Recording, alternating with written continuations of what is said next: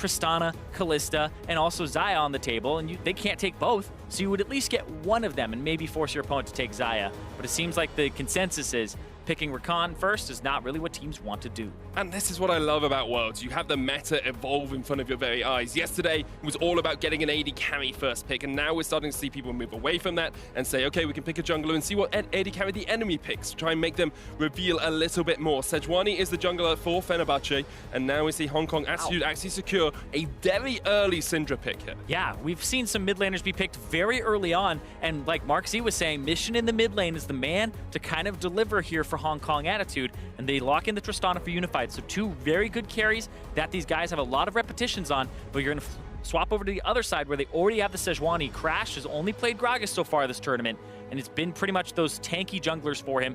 A bit different than the style he likes, but it's something that has been working for Fenerbahçe. Now we see the Lulu and the Orianna pick up for Fenerbahçe, and that's a strong mid laner for Frozen here up against Mission. That is one of our key matchups in this game. Two players that have come as building blocks of teams in the past, now trying to step up on the world stage. It is going to be GodKwai on that Gragas as well, so we'll see him in the game even if Crash is not the one piloting him. As we get into the second phase of picks and bans, it's a Kog'Maw removed from the pool by Hong Kong Attitude. Xayah still there as well for Padden if he wants it, but we have only seen him play Tristana and Kog'Maw thus far. Yeah, right now, if you're Fenerbahçe, you go ahead and you ban away some of those Ardent Sensor supports that are left so that you have an advantage there. And then if you're Hong Kong Attitude, ban away things like the Xayah and the Kog'Maw and make sure that they don't have one of those premier top-tier AD carries. Now you're looking at Padden and going, all right, is he going to play Twitch? Is he going to play Varus, right? These things are not as effective with the Lulu. The Twitch is something that we haven't seen at all this tournament, but I feel like it's still in that top tier. It's just less self-peel than some of those other champions like Tristana. With Padden's playstyle of jumping into the enemy team, I'm not sure I want to give him Vayne or Twitch, in all honesty, just because he's probably likely to go quite aggressive, but it could be something like the Twitch with the Blitzcrank ban coming out from Fenerbahçe. Hong Kong Attitude secure themselves the Galio, still leaving that support for last. Yeah, the Galio pick here for the top lane, support last, and there's been 2 support bans already, so they're trying to see what that AD carry is, and also denying the Galio away from Thaldrin because he has played it effectively. It's one of the things that he was able to play against Hong Kong Attitude last time, and it's one of the reasons they won is because that matchup where he was able to split push and pull apart the Hong Kong Attitude composition. So Hong Kong Attitude are adapting to what happened last time and making sure they don't get pulled apart with a team fighting comp like before. Maokai on the other side. Top laners have switched champions from the last time these two teams played, and I'm seeing a lot of 1-3-1s, a lot of 1-4s coming out from both these compositions. Sivir is the pick for Fenerbahçe, works well with an Ardent support, really well coming into the late game as well. Yeah, but the range on Sivir versus the range of the Tristana in the late game, if this goes long, you're looking at that big win condition for Sivir where she's got the Orianna, she's got the Lulu shields, she's going to have to rush forward and be in range of a lot of this damage that'll be coming out from Hong Kong Attitude. And I like the Alistar here because it's impossible for Sivir to get away from the Alistar, because if you spell shield, you eat the headbutt, you take the pulverize, right? You can't spell shield, you have to flash when that combo comes out. Works well into the Sivir. Sometimes we see Sivir Morgana combined to try and deal with that Alistar as well, but because we already saw Japone lock in that Lulu, we know exactly what Fenerbahçe are going to bring to the table. No Ardent Sensor for Hong Kong Attitude. It's definitely something important to note as the game goes on, because Fenerbahçe will have an earlier spike in that bottom lane with the Sivir and then the Ardent Sensor from the Lulu. Yeah, the question is, can that Sivir get through the damage reduction and the stacking armor that'll come through from this Galio? That's the big question in my mind, because when you're playing Sivir, you don't want to be in that 500 range for long. You want to do a lot of damage, back up, kite around, and Padden, like you said, he has only a few deaths. One of them is the one that sticks out in people's minds of jumping in, and now he's going to have to skirt team fights appropriately and be right in his range, which would be right in the range of the Syndra stun, right? Right in the range of the Alistar. So it's on Hong Kong Attitude's playmakers to catch him out. And this is the point you have to see your big members stand up. This is the time where your captain has to lead the team and say, okay, I'm taking this from the front. You have to remember, Fenerbahçe have an emergency substitute as part of this roster. There are still questions as to how well Crash actually synergizes as part of this Turkish lineup. But up until now, they are undefeated. Hong Kong Attitude trying to give them their first loss. And 1907 Fenerbahçe has been doing a fantastic job so far. The upset coming through, they're looking for the 2-time upset here against Hong Kong Attitude. Question is, can they do it? The only team to take down a #1 seed thus far, the only team to force an upset, and the only team to force us into a 1-2 battle in a group. We've seen tiebreakers played up for that second and third spot, but not for the first and second. Yeah, and right now, for Fenerbahçe, it ends up in a situation where even if they lose this, they're still in a tiebreaker. They're still in a 3-1 tiebreaker versus Hong Kong Attitude. But you want to win this so you don't have to play that and end up in the potential, like I said, #2 spot, because you would be playing a very good #1 seed from a different region.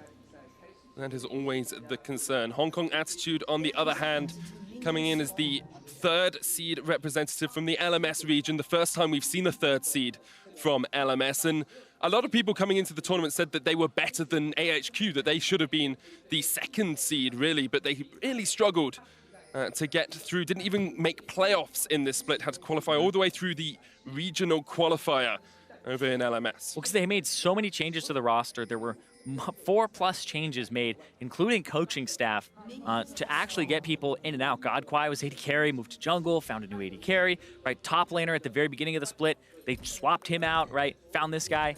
And so it's been all over the place for HKA, and it didn't kind of come to fruition until the very end where they got it together, just barely making their way into the regional qualifiers.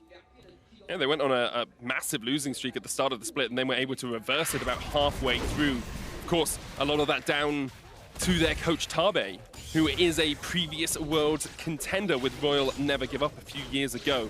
Now trying to bring HKA up to the group stages and into the 1st seed for those elimination matches next, well, I say next week, in a couple of days' time. Yeah, literally 2 days. It's not even next week as well. Today's Tuesday off. They're about Crash early jungling. He's going to take the red buff. Doesn't finish off his popcorn chickens, as Atlas likes to call them. Instead, going straight across towards the wolves. Yeah, usually you do all of your single target camps because you have the Hunter's Machete instead of the Talisman, and that's the choice that he's made. He's just going to go for a full topside clear, but GodKwai has actually pinged this out. Is he going to go for a Scuttle Grab, or is it an invade here? It looks like an invade. So there's some information here that he's saying, all right, Sejuani probably hasn't done this, but GodKwai doesn't have Smite right now. Does Crash know that is the question? No, he wouldn't know that. Crash has the Icebreaker, can get the passive on towards that blue buff, has a lot of burst. There we go, straight from 800 HP, great burst. Here's Crash as well, mission coming in from the side is Frozen, looks for the trade. Down from the top side is Thaldrin, but he's already low. He roots on towards GodKwai, who tries to get to the basket, but it's first blood for Crash, and they're going to chase onto Riris as well. Just need a red buff to slow it down. That Galio, the flash will come out soon. One more auto attack from Crash, he could flash for it. There's the stun lock underneath the tower, the Justice Punt knocks Crash back, still a flash available for this Galio. Thaldrin's coming in, Galio flashes away, and HKA escape in the top lane. Yeah, Thaldrin went a different route, and that made the difference there, because if he was there when Crash got the stun, you may have forced out the flash a little earlier from the Galio. But now they get to go in and ward this side of the map. And GodKwai, big misstep there. Crash had Smite. You're never going to get this buff that he's going after here. The Sejuani's going to do 800 damage with the passive, which does 400, plus the fact that there's an auto in there and your Smite. And he's level 2. I feel like maybe he was expecting it to be a Sejuani going buff to buff, and then you find him there, but the fact that he did Wolves made him hit level 3 off of that. But you gotta hit tab. You gotta hit tab and see how many creeps the Sejuani has, because when he has 4 instead of 1, you have to deduce immediately, okay, this is going to give him level 3. Now GodKwai buffless has to just go across towards his blue. Vision advantage for Fenerbahçe as they spot him out. They know exactly his pathing early on, which stops him from being able to go down towards this bottom lane. Unified has started with the cull here in lane, accepting perhaps that they're not going to have kill pressure on towards the Sivir and the Lulu early on. Yeah, looking to scale instead and feeling like they won't be able to kill, just try to scale alongside, and there's the interaction. And here comes the stun as well from the Alistar. Padden locked up, has to flash away, but the explosive charge is going to land, and Unified chasing in the heal just in time, but Unified can't quite get him. Help picks with the shield, and now Unified is on the run. Padden looking for the chase. Unified still has his heal of his own, and Padden and Japone will back away for the time being. HKA winning in the bot side of the map. Yeah, there's still a heal on the side of Unified and a flash on the side of Kaiwing, so they can make a play as soon as they shove out, and now you find this bottom lane of Padden and Japone in a really bad spot in the next few minutes. Crash has to come down towards here. This is what we expected to see from Fenerbahçe coming into the tournament. Hasn't been the story of them across the last few games. Padden and Japone actually having great games, but their laning phase is sometimes a little bit weaker than some of these other teams. It's been pretty questionable. Even the game where Padden ends up set 10-1-6 or 10-0-0, he's still down 20-ish CS during the laning phase and doesn't make that up for most of the game. So has had those questionable laning phases, but he isn't dying during the laning phase. But we'll see if this is where they can actually change that. GodKwai on the bottom side and Crash nowhere even near. Japone is hanging out. As soon as he goes, you have to expect him to go on towards Padden. Kaiwing obviously still has that flash available that we talked about. Padden's gonna get under tower before he starts his back. Isn't actually gonna get the full recall. Now he steps up. Here we go. I think you're just done for as soon as the Alistar. Padden, there's the knockup, there's the kill. Easy peasy, say HKA as they secure their first kill of this game. Yeah, you're done for as soon as the Alistar does headbutt. You're going to eat the pulverize because the spell shield interaction and the fact it's 2 spells. You don't have flash available. I feel like you're just done at that point. So Padden had to be very far back to avoid that because it would have been a flash dive as well.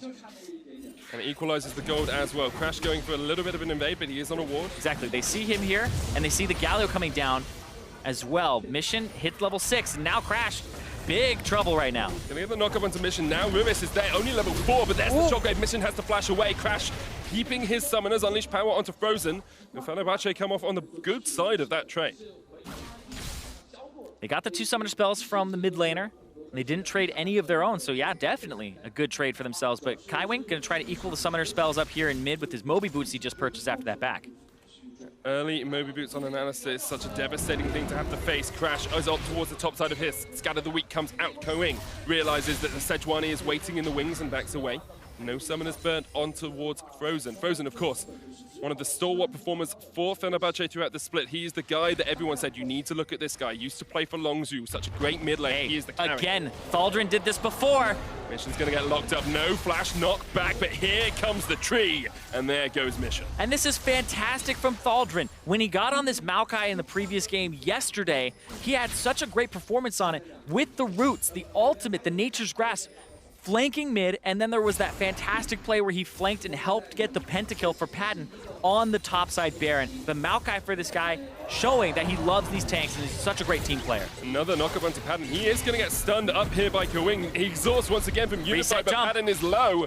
Reset jump doesn't come in, perhaps not quite got the timer on that heal, because Padden would have been done for if they'd got underneath that tower. Yeah, it felt like he didn't want to go for it there, where he would take some extra shots. He would have to kill Padden just outright and make sure that he gets the reset and can jump back out. But now that he has the ultimate, just kind of banking on the next engage here. So they're pulling Crash down to the bot side. Sejuani has the ultimate here.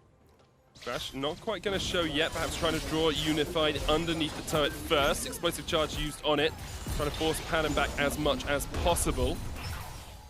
It's not going to be able to get too much more out of this. Fenerbahçe with a slight gold lead, about 700 or so ahead at the moment.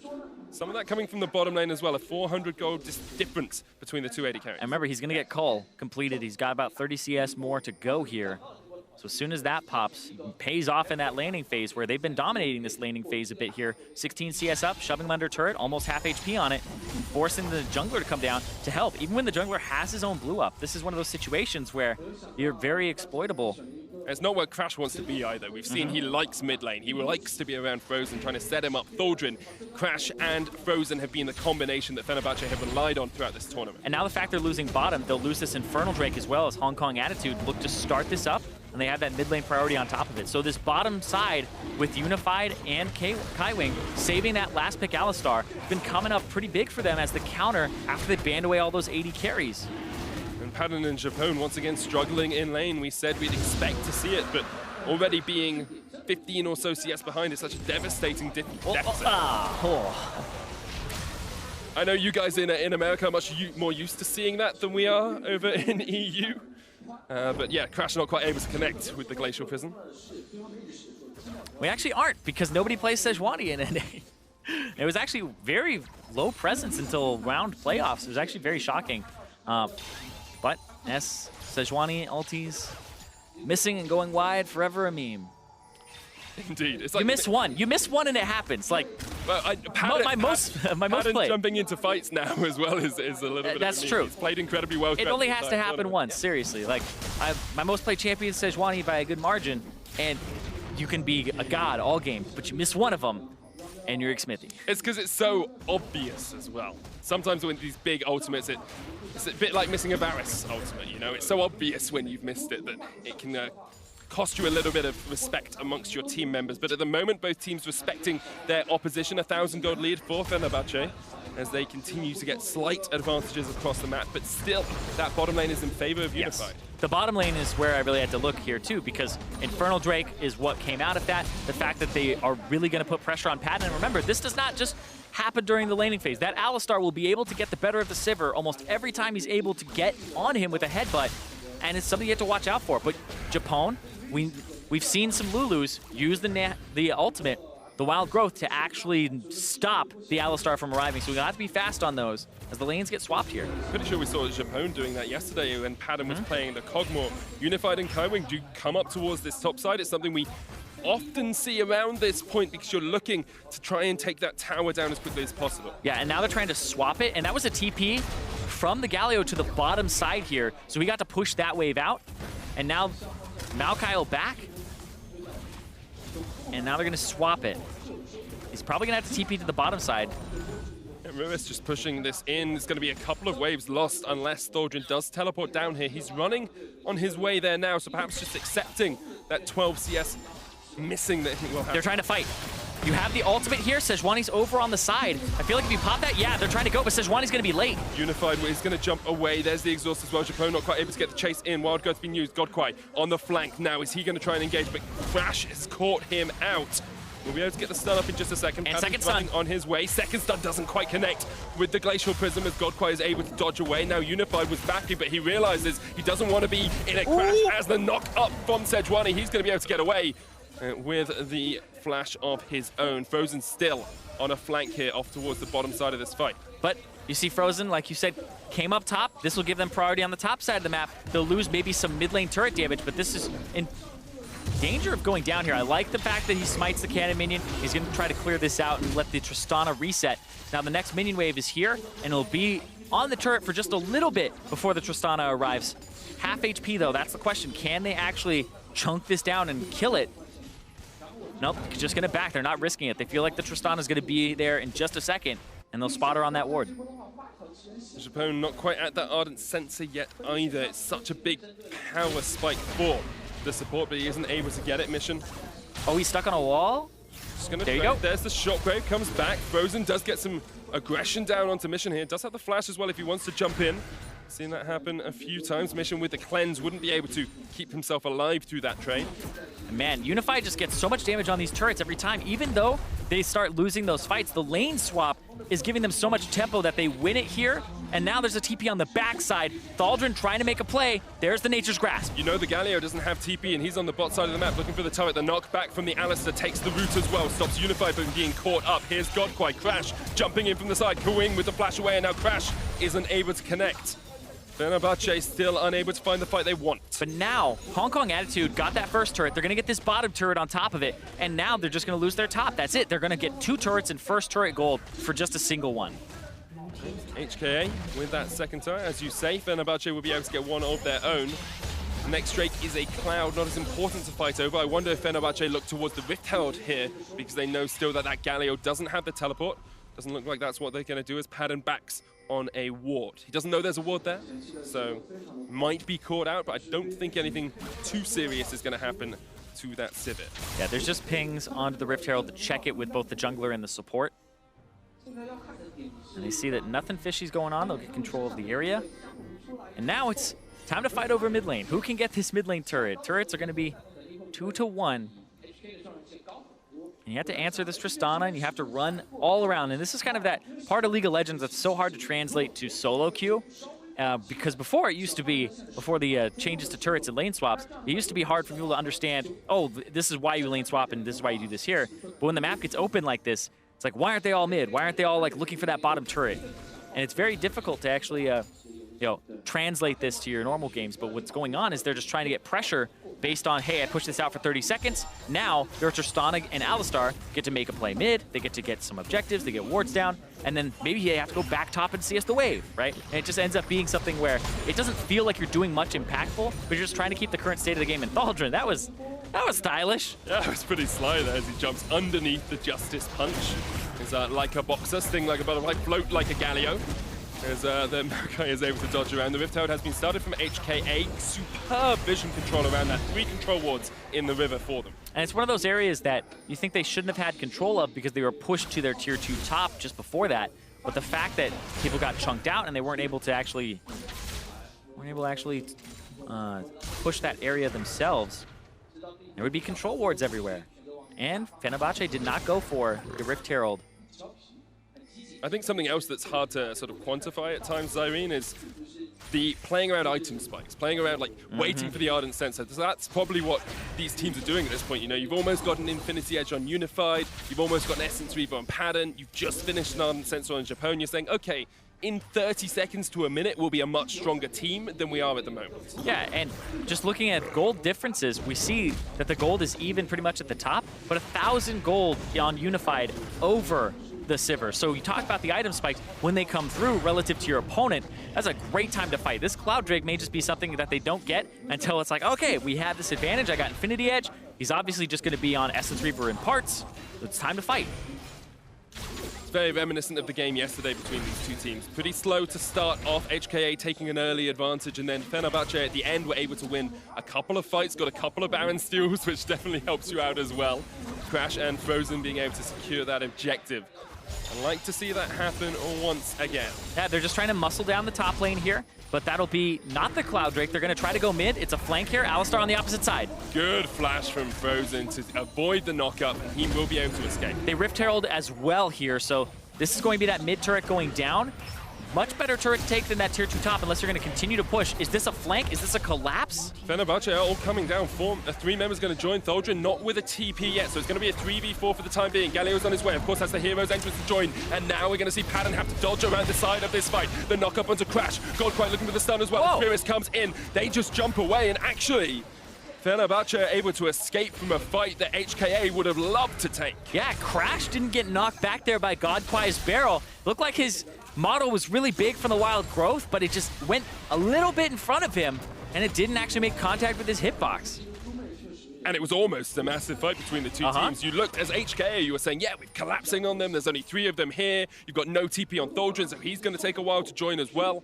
But Fenerbahçe were able to wile their way around the edges. Our Turkish representatives doing a great job of keeping themselves alive. Yeah, TCL champions actually avoided a pretty bad situation there, because as soon as the Gragas gets onto the Sivir, you can start having that Galio ulti come through. You can start having this trickle in happen and just keep her there.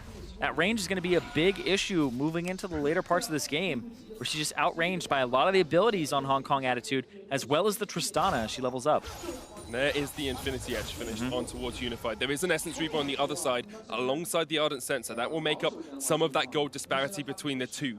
Meanwhile, in the mid lane, Morellonomicon on Mission, he's about to go back.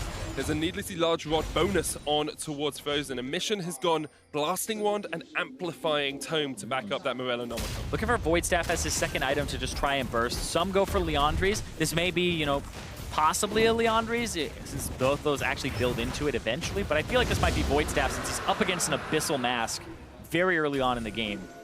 And something we're seeing mid laners do more and more, especially with Merc Treads around as well. Void Staff does just give you that little bit of extra penetration.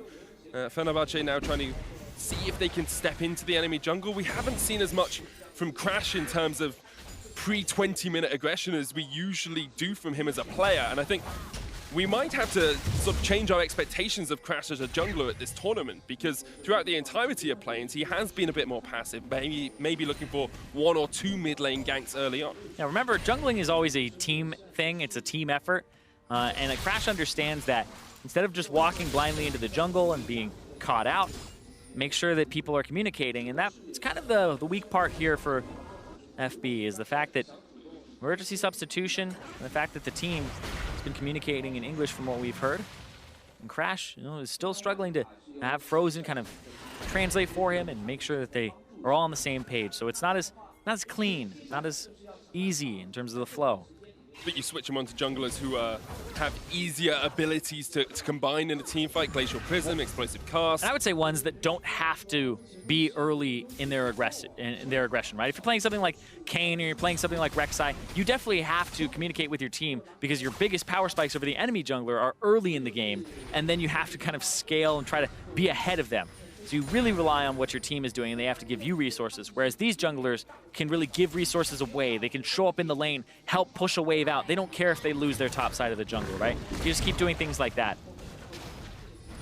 Now starting to get towards the point in the game as well where team fights become a paramount part of the game. I'm looking at Riris because we said it would be difficult for Padden to deal with him on this Sivir. Hasn't built too much armor yet on towards that Galio, so I'm still expecting Padden with those ricochets to be able to shred through the Galio. Yeah, the Galio, mostly it's that W holding it down. It's so long in terms of the duration for what you can just negate in terms of damage too. And also when you buy magic resistance like he is, it adds the more bonus damage reduction. So he is technically getting even tankier with his W against Padden, and it just becomes very frustrating to deal with, especially when you buy something like a Bramble Vest, which I assume he'll pick up because there is a Lulu with an Ardent Sensor on the side. Reduce that healing as much as possible. Crash also has the Warmogs, which makes him incredibly tanky in the jungle. It's slowed down a little bit here, Zirene. Before we said they can play around Cloud, they can play around these item spikes. Now the teams have started to pick these up. Where's the game going from here? What are the plans for these two teams? Baron, I think, is the next plan, but right here, Thaldrin is just smacking back and forth with this guy, and the Syndra was on her way, and now she's going towards that red buff. So right now, it's mostly that Baron. It's just the Baron dance and control. You try to hit power spikes, flex around this area, get yourself some wards down, and once somebody has control of the area and can maybe bait a fight, then it becomes much more reliable to start getting an advantage in the game. Because these outer turrets are almost all gone. It's that bottom one that Thaldrin's looking at, and then that mid one here is the big one that I feel like is stopping FB from pushing up. Because once you get that mid one down, it gives you so much control of the enemy jungle and their camps. I think the problem for Fenerbahçe trying to get that bottom tower is that Thaldrin's bark is just a little bit worse than his bite at the moment on that Maokai, unable to really trade too effectively into the Galio. Another thing that I think is going to be important in this game, aside from that, is the levels of the AD carries. Unified is getting funneled farm in the side lane constantly, and because there's two turrets down on the top side, those minion waves will keep pushing in and eventually hit that tier 2, maybe the inhibitor turret, and then he gets to push it out. And he's level 12. Remember, Tristana benefits very highly from having levels because of her passive that increases the range of her auto attacks, whereas you can see Padden here still struggling almost at that level 11 here. He's also been splitting experience a little bit more with Japone, where Kaiwing is still on that roaming duty. So is this the point at which you force a fight if you're HKA? You say we've got an AD carry who's got a 2-level advantage, an item advantage. He's finished Static Shiv, whereas Padden has yet to finish his second item. You've got a Void Staff on mission already completed. Is this where you really want to take the game by the scruff of the neck? I don't think when you're looking for a fight in this type of situation with setting up objectives, I don't feel like you're like quote unquote looking for a fight. You're looking to put the enemy team in a disadvantageous position, take control of the Baron area, and if they fight you, then you have a kind of a higher percentage chance of winning it because of your items. And if they don't fight you, you got Baron. So they're just trying to put themselves in those positions. And yeah, you can see it's a very distinct 2-level advantage where Unified hit level 13 on the same wave that Padden hit level 11. It's a numbers game, it's a percentage game. Well, our chances of winning this fight are 70% instead of 60% or 50%, and that's what HKA want to play around, especially since winning this game secures them that tiebreaker match against Fenerbahçe later on. The winner of this is looking for that first seed in the group. And this is the awkward thing right here. Thaldrin is being aggressive, but this is Unified showing up out of nowhere. And Thaldrin is going to get shredded down by that Tristana. Great knockback. Riris with the chase with the Righteous Glory gets the slow down, and eventually HKA will take the fight. Fenerbahçe trying to answer with a Baron on the other side of the map, but they are missing their tank. Exactly, and this is one of those plays that is so hard to predict. Unified has just been picking up solo lane farm. You expect him to keep trading, breaks the pattern, goes bottom as Thaldrin's been so aggressive, and now they're looking for more. Frozen's gonna have to flash. And then HKA can just look up towards that Baron as well. Unified is actually still on the other side of the map to the rest of the HKA members. There is a Cloud Drake coming up in about 10 seconds as well, so he might look to secure that himself, jumping into Japone instead, who has to whimsy his way away. Keeps the ward up. That's the important thing. His support will thank him. Don't have to place another ward. Keeps the ward up, keeps control of that bottom side of the map, but at the same time, Hong Kong Attitude still have control of the Baron pit simultaneously. And now Unified will take this Cloud Drake, and that'll be 3 Drakes for Hong Kong Attitude, who, despite the goal being pretty even, have an advantage in terms of map pressure with that mid turret being down, and also just have a more fed AD carry and more Drakes. And it's important to remember, the reason Fenerbahçe were able to come back against HKA yesterday and win was that they got 2 Baron steals. Not 1, but 2. It took them so much to be able to actually eke out a win against this HKA lineup. And there's a reason HKA come into the group as the first seed. Because they are expected to win this match. Because they are expected to be better than Fenerbahçe, who have put up a very good performance thus far in play-ins. And it's expected, but they got that upset. And so now expectation is that that happens again. But like you said, it was pretty much on a low probability play of 2 Baron steals. So if you replay those situations over and over again, we were talking about percentages, does it happen more often in favor of Hong Kong Attitude? But right now, it just seems like it's even again. So they're trying to throw kind of wrenches in there, and Unified is that wrench. Stun onto Crash. Here come the rest of the HKA members. GodKwai with the knockback, and that's a dead jungler. And now HKA can look for the Baron. And they're just not expecting Unified to show up in these places with that much damage at this point in the game. He's at that 10 CS per minute mark. He has those 2 items that he really needs and almost completed the other one. And the cull paid off in spades for him. So now, on a Baron here, the steal chance is much lower. But remember, Frozen stole it on Syndra. That he We'll did. see. Looking for the steal on Orianna as well. GodKwai, no flash, no explosive cast, down to 4,000 HP. Fenerbahçe. Thaldrin going in. But here comes Thaldrin in from the backline. Nature's Grasp used as well. Frozen. Tristana. Up. Tristana so low, but managing to survive already. The Orianna's dead. HKA lose 1 for 1 in this trade. Kaiwing low as well. Fenerbahçe turning it around, and Riris is going to fall as well because Padden is still alive, Zirene, and Padden is padding that KDA. Riris with the shield of Duran will lock them up for the time being, but once again, HKA unable to play around the Baron. Riris escapes, but HKA lose the fight in the pit. They lost Crash earlier. They lose Frozen there. A 2 for 2. We're back at even. And now they're going to start this up. The jungler's about to walk in. TP mid from this Galio. Super cheeky from Japone as well to use the blast cone to knock GodKwai away. But now Japone in trouble. Unified looking for him. Unified has the red buff. Here's Thaldrin, Padden, and Crash in the pit. GodKwai off towards the side as well. Has got that ability to steal. Oh, the crits! Low. Unified caught out there as Crash jumps onto him already. They've killed the AD carry, and where's the damage? But the other AD carry's down. Now the Lulu's dead as well. 2-1 in favor of HKA, and they will back away for now as they win a trade in the river. The Baron is just a death sentence. It's all about that fighting. I take back what I said before. The Baron is all about fighting. Every team in this game is just going to contest it, regardless who's starting it up in numbers advantage. These AD carries getting those crits with their items, it's going to happen more likely than not because they're above 50% now. But it just gets pretty disgusting. Unified's position here. Thaldrin from the side.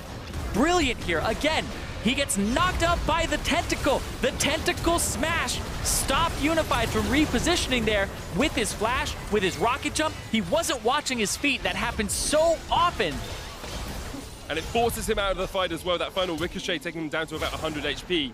And then we see Fenerbahçe able to catch out Riris. He does jump away at the end, making sure all the CC's down before he uses that hero's entrance. Fenerbahçe start up the Baron looking for it themselves. And then he gets out the hero's entrance, not to be confused with the grand entrance.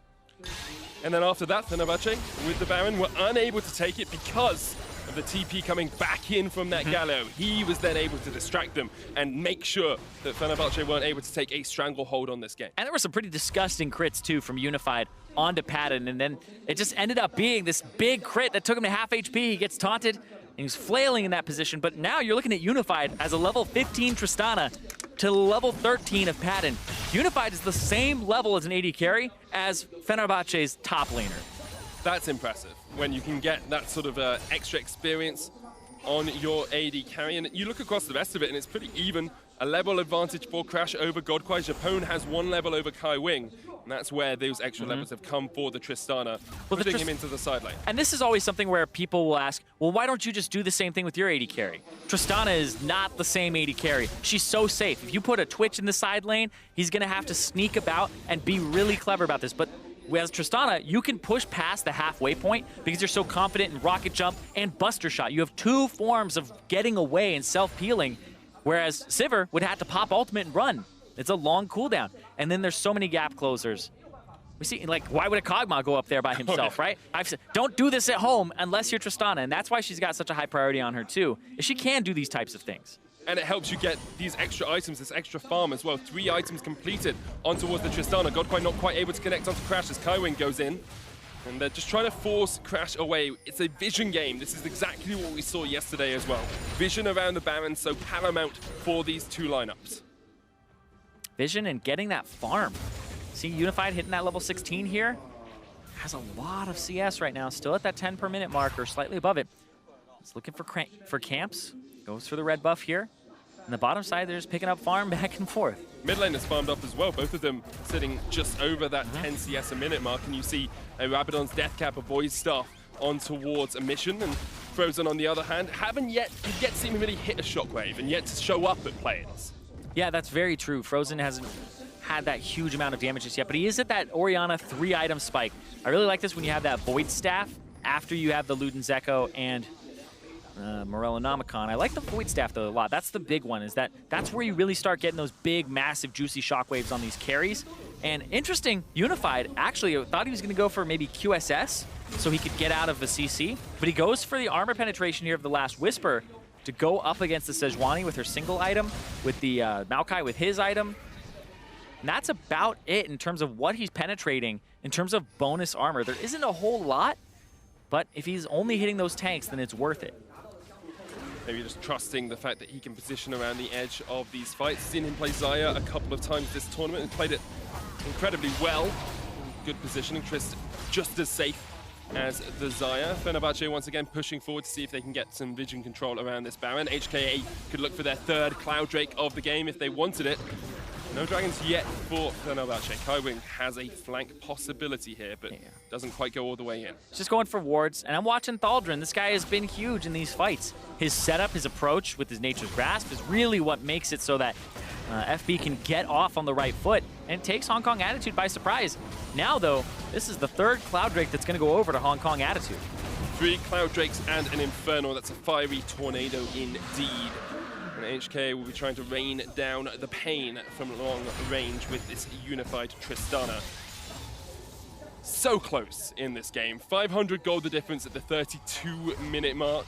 Yeah, it's been a slow game, but at the same time, there's been kind of just a game of chess where the teams, I think the most clever thing I've seen so far is Unified going bottom, kind of making the difference and getting a kill, and then allowing them to start up Baron. It's really been, hey, where's this Tristana going? And it's kind of that lane allocation game that HKA got a leg up on, but it seems like FB are just not going to fall for the same thing twice.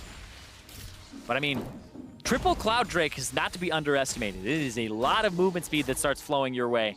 You end up getting plus 75 flat movement speed. Of course, when you go over the soft caps, it gets reduced, but you end up moving around just faster. You get to the minion wave faster after backing. Crash invading just to try and get the Razor Beaks here. Knocked back with the expected knock up from Kawhi. Here comes Unified as well. But Crash is able to escape. GodKwai stunned up as well. And that's 2 ultis. 2 ultis used. No ultimate yet used on the side. Oh, sorry, just the explosive cask from HKA. Yeah, it's 2 for 1 in ultis. Righteous Glory, you're not moving towards anybody. So yeah, Thaldrin's got a flash there. Just hoping that there was a Twitch or something hiding in the bottom side of the jungle. Something, give me something. But nothing there for the Righteous Glory. And does that just give HKA the impetus to pressure more around this Baron? They clear out wards once again. Haven't really been able to see either team break through turrets in a long time. Fenerbahçe only having those 2 in the top lane throughout the entire game. HKA clearing the 1st tier of towers for themselves. Crash once again stepping in. This is something we've seen him do a few times. He is that front line. He is the tank for the team. He's the one who's safest to push forward with. Well, with Sejuani, you get to do that because of your passive, just doubling your resists and giving you some extra ones on top of it. So your first few cooldowns that are used on you from the brush, you can't really be burst out. You have to wait those few extra seconds. And if she's CC'd for that long, then she's probably anybody else would have been dead in that situation. Thaldrin and Riris say hello in the jungle. And Thaldrin, a little bit of a love tap there. says, okay, you can go that way for the time being. HKA now setting up towards this Baron. They have relatively good control of the vision around it. They do it pretty quickly with the Tristana crits. The knock-up again. Oh, man. Crash coming in from the side. GodKwai is going to be able to get away. Kaiwing down to half. There was a ward just towards the bottom side of this river that spotted them out. I think perhaps HKA thought there was a window of vision lack there from Fenerbahçe, but they were still in awareness of that Baron going down. I feel like this Baron is a bit of a Fenerbahçe fan. Like, he's just like, man, 1907 was a great year. Let's go. Let's go. He's been around that long, I assume.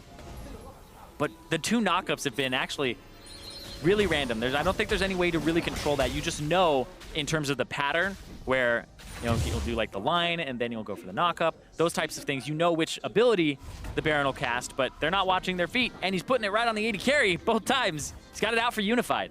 Impressive patience from these two teams as well, though. So, I mean, for the last 10 minutes or so, it's been all around just gaining vision around this Baron, and this is a game that could decide the first seed. If Fenerbahçe win, they secure first. They secure a spot not against Fnatic or Cloud now, you know, Team WE, a much easier road perhaps to the group stages. And both of them are showing a greater deal of mental fortitude, not just trying to pull the trigger aggressively in these fights. Yeah, and right now, Unified getting himself that Mortal Reminder, which is what we wanted to see, something like a Bramble Vest or Mortal Reminder really early on. Riris finally got his in terms of the Thorn Mail. And so that'll stop the Maokai from healing a whole bunch. It'll stop the Sivir from healing off the Warlords and also the Ardent Sensor a bit. And he's almost full build here on Unified, whereas still a bit to go for Padden.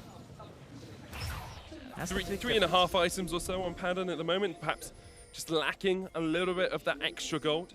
But an interesting point now is that as we get towards these 6-item positions for a lot of these members, you start to see control wards fall off a little bit more. You have to kind of have dedicated members of your team who just say, okay, I'm going to keep a slot free so I can get 3 control wards every back. Yeah, for example, in that top lane, Thaldrin, he's got 2 control wards, but that means he's down pretty much an entire 1,300 gold in the inventory that he could have. The Spectre's Cowl. Just making sure that the vision comes first and being a team player there. And he has always been a team player. He's the captain of this team. He is a veteran of many a competition, and he is looking to guide his team to another upset in this group. So interesting. Thaldrin was clearing, and Riris went and did the Krugs, and then he went and he's proxying the wave. So Thaldrin's like, what are you doing?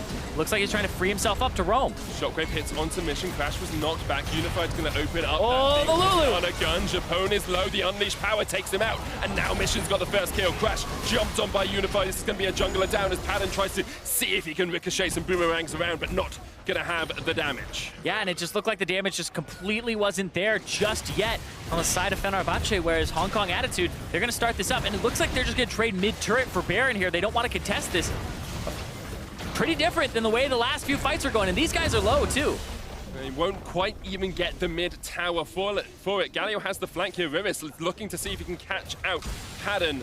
We'll meet him in the river, but not going to be able to get too much more out of that. Elder Dragon's up in 12 seconds here. Still Japone and Crash are dead. HKA could turn and get double buffs and really open up this game. It's like the worst time to get caught out. The Baron buff gets taken, and then they have enough time to run over to the Elder Dragon right as it spawns. Thaldrin doesn't have much mana. It's not going to be very useful if this fight does break out. I feel like you give this over, and then you're looking at a Baron buff, 4 elemental stacked Drake Elder Dragon for Hong Kong Attitude.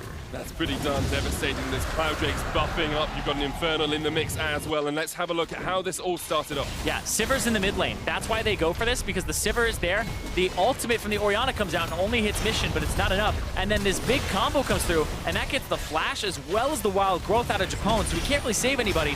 And now the Sivir comes through with the ultimate, and you want to be able to have her in the fight. She's that big difference maker. AD carries become so damn important when they have a lot of that CS and when they have all those items stacking up. Their uptime is of the utmost importance in these fights. And people might not realize just how devastating a 4-stack Elemental Dragon is. You're getting an extra 225 true damage. It ticks over a couple of seconds, but that is so devastating. For every attack you land on an enemy opponent, on a tower, you're just totally chunking through them. And now with a 4,000 gold lead, HKA can look to break this second tier of towers, probably to break at least one inhibitor off this push as well. Yeah, the fun stuff too, remember, they also gives you 50% more of the effects you already have from dragons. So they're running around the map very fast. They're running around with this Baron buff, and then they have all this extra damage if a fight breaks out. So right now, FB just kind of had to go, okay, sir, what do you want to take? All right, you know, that's fine. Have all of our turrets. That's cool. And then they have to fight afterwards. But the good news is we're approaching 6 items anyway, so the gold difference won't mean as much once it's all said and done. HKA taking a tower in the top and in the mid. We'll look to those inhibitor towers soon as well. Still got a bit of time remaining on that Elder Drake. A shorter buff duration than the Baron will be expiring just before it. Riris is down towards this bottom side, and Thaldrin will struggle to deal with him now with that Elder Drake buff, but can just try and clear out the wave on this Maokai. Yeah, Maokai just healing so much. You don't have to hit the Galio and apply grievous wounds on yourself. Just stand there, take the wave. Just keep doing this. Try to save that turret. You can see 50 seconds left on this Baron that was taken, and then around that time, you'll see the Elder Dragon fall off as well, to be honest. HK unable to break the bait, and that will be good news for Fenerbahçe fans in the audience. Thaldrin trading onto Riris, but not going to be able to get too much more out of that. HKA do get a good Baron buff. That's exactly what they needed to open up this game a little bit more, but perhaps not quite enough to actually secure themselves the win and that tiebreaker match. Yeah, so what this Baron buff has allowed them to do so far, if they don't break that base in the mid lane, is get all those outer turrets down. This will allow them to take the next Baron, the next Elder Dragon easier, because you don't have as much control if you're Fenerbahçe. But it doesn't allow them to really push for the win just yet. It doesn't allow them to have much to leverage there. It's just this vision. And it's kind of a position that when the gold is even, being the defender isn't that bad, right? I know it's going to sound really strange, but you have less to walk between both lanes when it's at the 3/4 point towards your lane. You can walk between and rotate a little bit faster.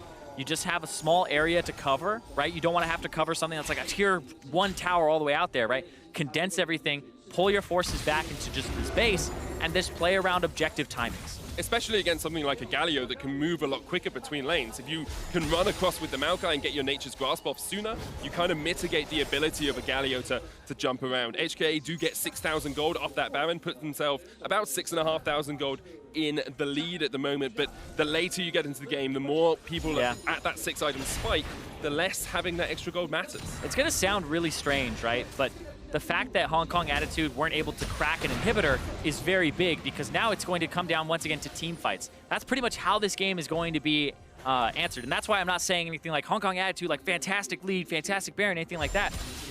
Now, it sounds a little bit strange that I'm not doing that, but it's mostly because this is literally just going to come down to the next few team fights here. There's pretty much only a small item disparity between everybody in the game, like a half item between, I think that's kind of what it is right now, between everybody. Yeah, it's pretty much half items at this point. So it does just come down to that execution. It comes down to that team fight. We are in the late game, and what Hong Kong Attitude have gotten themselves is access to the next Elder or the next Baron, which is once again in a few minutes. The last time we saw these two teams face up against each other, it came down to a point like this, and actually HKA able to break the inhibitor tower. Crash was up in the top lane, unable to react. Thaldrin down towards that bottom side. If they can take this inhibitor, perhaps that can spell the game for them, but Thaldrin's looking for the flank. Galio on his way, knocks in with the hero's entrance, knocks up. Crash the knock back with the cast, and now we're going to see a lot of damage coming out from Unified, who is still alive on the back of this fight. HKA stepping forward, looking for the inhibitor. Just need to crack this base, just need to take this single inhibitor in the middle lane to really open up the game and help them take down Fenerbahçe. Oh, Mission just trying to look to pop Padden. Oh, man. If he had ultied there, that may have actually been it, because there was no wild growth. He probably would have had to heal. Whew. I feel like Mission is gonna... It's been so long since people have damage checked each other. It's like, oh, I just did that. Okay, next time I know. And something else to check is the fact that Unified has now gone 6 items There you go. Bloodthirster finished up, no Zerka Greaves for him as all. Who needs boots when you are standing at the back of the fight? And that's something I want to comment on as well. HK are doing a really good job of keeping their carries alive at the back, putting up a meat shield front line, and allowing Unified and Mission to spread out around the back and find their target. And now HKA are in a much better position. They have that Baron. They have that Baron coming up in 40 seconds. They have that 6 item, which is a distinct advantage over what the Sivir has. And we just saw in that last fight, they just have a lot more damage at tankiness. Shielded Duran is going to taunt up Thaldrin. He's trying to run away. Here come the rest of Fenerbahçe. Trying to catch him out. Unified does have the flash. They're looking instead for Riris. The shockwave comes down. Riris with the Shielded Duran gets another taunt. Damage reduction. He's going to knock them back. The Nature's Grasp stuns him up. There's the root as well. Kaiwing seeing if he can get a flank off, but HKA need to just back away as Riris goes down. And this is 15 seconds on that Baron, and you can see Crash is taking care of the mid lane wave right now. There's 50 seconds for FB to go up there, try to actually get that Baron before Riris is actually involved in it. But you do have to watch out for the disadvantage in terms of ultimates here for Fenerbahçe.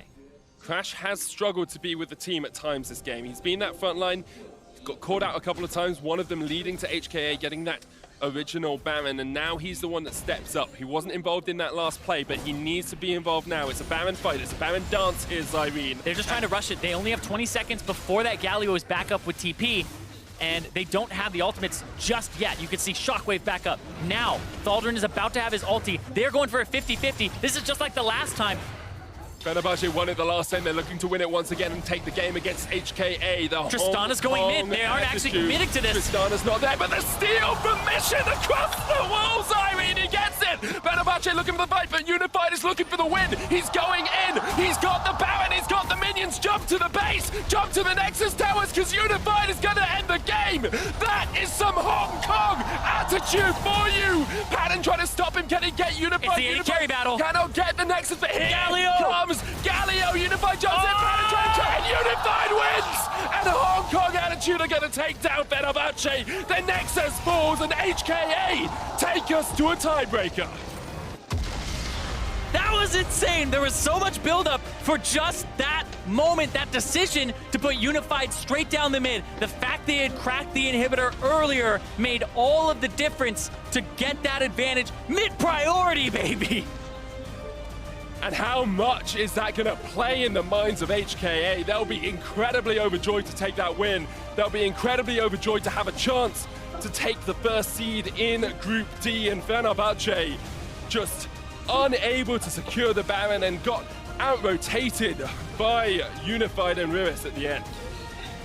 And HKA, at #1 seed, they faltered in day one up against Fenerbahçe, but they say, it was an upset. But we call it an upset because somebody else was supposed to win. And they're going to prove who was supposed to come out on top in that tiebreaker. And we still have more great games coming up today as well. It's Young Generation up against Fnatic next. Probably going to be a tiebreaker between KLG and Young Generation. We're looking at some great League of Legends for the day. Yeah, potentially 2 tiebreakers on the board. One for that #1, #2 spot, and then one to see who gets #2 in that group with Fnatic if Fnatic walks away with the victory in the next game. I have to wait and see. Group D and Group C yet to be decided. Coming back off that game, you have to give credit to HKA because they played around their power spikes. They played with a lot of patience, and we're going to see the analysts think they played as well as they could have done. I feel like you have something left to say, Dorian. I was like, draft. Tristana, range advantage over Sivir, and the last pick, Alistar, puts the Sivir in an awful position for the later parts of the game. I have to see if the analysts agree with you. To get their thoughts on how Hong Kong attitude forced the tiebreaker, let's send it over to Dracos and the analyst desk.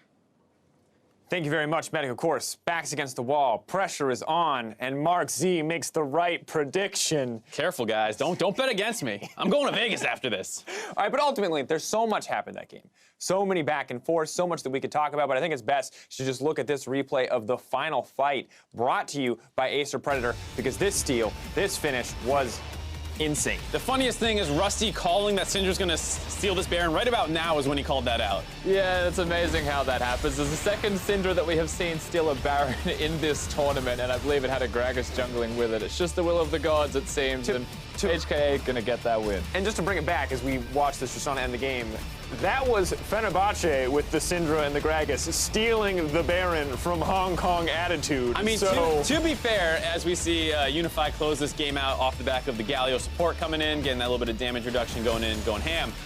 Syndra's true damage on her W, combined with her full combo potentials, actually usually out-damages Smite by a pretty large portion by the end of the game. So it's not entirely unbelievable that you lose the Smite in that situation. It's just unfortunate that it happened. A mistake by HKA going bot lane gives up the Galio's life. Fenerbahçe smelled the weakness in the air. It's the only time that they're going to have to force that Baron. Amazingly, the series of events from a very passive game being a mistake of your own team and results in you winning the entire game, because that then forces the proactive move out of Fenerbahçe. It was this weird back and forth, but you see who came out. And this is so close. And now I want to take a step back to earlier in the tournament. We saw Direwolves pretty cleanly beat Team 1. Team 1 closely come back. And then when it came to the tiebreaker, Team 1 dominated. Are we setting up for something similar here? Are HKA just going to come back swinging and lock in this first seed in that tiebreaker? Looking at me because he said Direwolves? I think it'll be close no matter what, because both games were close. I don't think HKA comes out and just totally dumpsters them in the tiebreaker. I'm sure you'll see, you know, Fenerbahçe going to find some way to fire back, maybe try some different things up. A lot of AD carry bans here, force that Sivir pick. Maybe they raise their priority on that one. Yeah, speaking about draft, I think the Sivir being forced was fantastic. We discussed that maybe Twitch was a better option, but ultimately they both have weaknesses, and Fenerbahçe chose the team that had the Sivir to get rid of those laning weaknesses, yet still lost lanes. So that's probably the place you'd look at. I still agree with Mark in saying that the third time they meet each other should be a lot closer still. I think ultimately, too, the big thing that stood out to me was that in that clutch moment, Hong Kong Attitude made a very aggressive, very high-risk decision. And while that's not always going to be a positive thing and did count against them once or twice, they proved that in the late game, when it matters most, they can come up clutch. And in these deciding single games, essentially one more best of one decided, actually one more best of one, not essentially, that feels like so important to me. It's still very scary, though, because there was another Baron attempt that happened around like the late 20-minute mark where they got a pick off on the jungler again. They go into the Baron pit and they almost throw completely. And it feels like this team's decision-making around Baron, very, very suspect. And it's kind of like whoever does the Baron is very likely to throw. So I'm still a little hesitant, but it does feel like HKA have the better early game, which gives them the control of the game as they move throughout it. And of course, the expectations coming into this with it, Fenerbahçe could out-teamfight HKA when it comes to getting through those laning phases, but it wasn't the case this time, and I think the Tristana is where we owe a lot of credit towards that. All right, before we get to that tiebreaker, we have one more game ahead of us. We got to step away, but when we return, Young Generation fight for their chance to promote to the elimination stage versus Fnatic. Meet us back here after the break in just 3.5.